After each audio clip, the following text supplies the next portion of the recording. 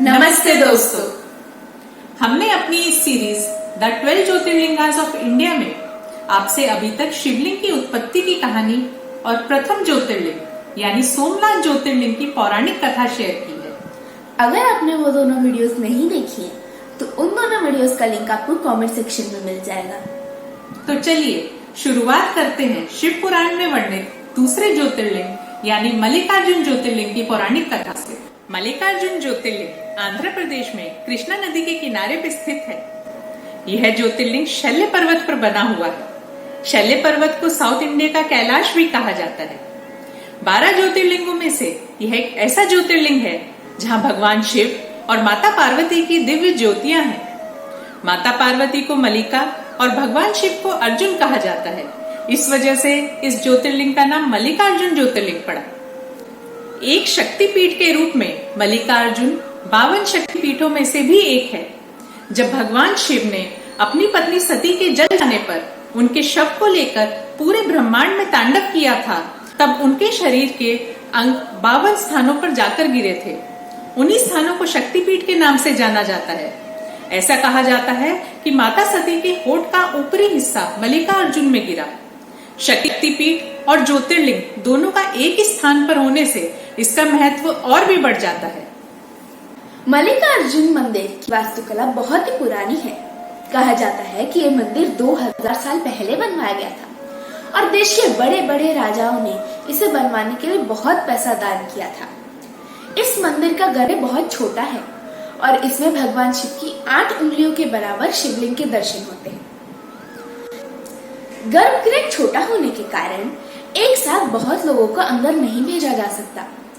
गर्भगृह के आकार को छोटा रखा गया है क्योंकि यह मान्यता है कि इसको ऐसे ही रखा जाना चाहिए जिस रूप में भगवान शिव अवतरित हुए थे। इसको परिवर्तित नहीं किया जा सकता।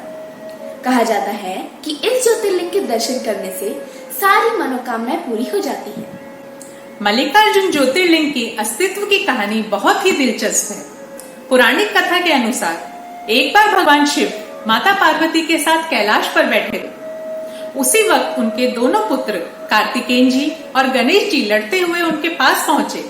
गणेश जी और कार्तिकेय जी में लड़ाई इस बात की थी कि दोनों में से बड़ा कौन है, क्योंकि जो बड़ा होगा उसी का विवाह पहले होगा। कार्तिकेय का कहना था कि वो बड़े हैं, वहीं दूसरी तरफ गणेश भी अपनी जिद पर अड़े थे। तब भगवान शिव ने दोनों से कहा कि जो भी इस संसार की परिक्रमा करके सबसे पहले लौटेगा वही बड़ा होगा। यह बात सुनकर कार्तिकेय तुरंत अपनी सवारी यानी मोर पर और संसार की परिक्रमा लगाने निकल पड़े। दूसरी तरफ गणेश जी थे। गणेश जी का वाहन चूहे को माना जाता है। चूहे पर बैठकर इस दुनिया का चक्कर लगाना बहुत ही मुश्किल था, लेकिन भगवान गणेश को बुद्धि का देवता यूं ही नहीं कहा जाता। उन्होंने एक तरकीब निकाली।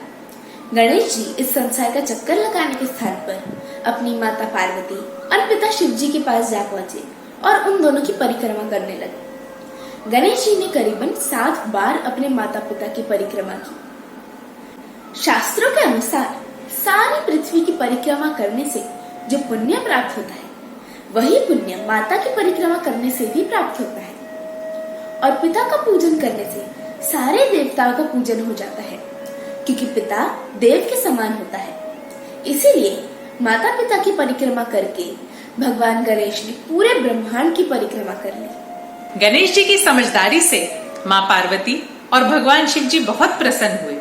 जब तक कार्तिकेय जी संसार का चक्कर लगाकर लौटते, तब तक गणेश जी की शादी विश्वरूप प्रजापति की दोनों बेटियों रिद्धि और सिद्धि के साथ करवा दी गई। जब कार्तिकेय परिक्रमा करके वापस लौटे तो यह सब देखकर उन्हें बहुत गुस्सा आया और गुस्से में वो क्रौच पर्वत की ओर चल दिए। कार्तिकेय को मनाने के लिए पहले नारद मुनि वहां पहुंचे, लेकिन कार्तिकेय जी इतना ज्यादा नाराज थे कि वह बिल्कुल नहीं माने। तब उन्हें मनाने के लिए माता पार्वती और भगवान शिव वहां पहुंचे और ज्योतिर्लिंग के रूप में प्रकट हो गए। ऐसा माना जाता है कि तभी से वहां पे मल्लिकार्जुन ज्योतिर्लिंग की स्थापना हुई। कहा जाता है कि मल्लिकार्जुन ज्योतिर्लिंग के दर्शन करने से और इनका अभिषेक करने से तो मेधे यज्ञ जितना पुण्य मिलता है। तो यह थी दूसरे ज्योतिर्लिंग यानी मल्लिकार्जुन ज्योतिर्लिंग की पौराणिक कथा। ऐसे ही बाकी के 10 ज्योतिर्लिंगों की कहानी जानने के लिए हमारी यह सीरीज द 12 ज्योतिर्लिंगास ऑफ इंडिया को फॉलो करें। अगर आपको हमारी ये वीडियो इंटरेस्टिंग और इन्फॉर्मेटिव लगी हो तो अपने दोस्तों को जरूर शेयर करें और हमारे चैनल को सब्सक्राइब करना ना भूलें। बेल आइकन को क्लिक करना ना भूलें ताकि आपका ऐसा और कोई इन्फॉर्मेटिव वीडियो मिस ना हो।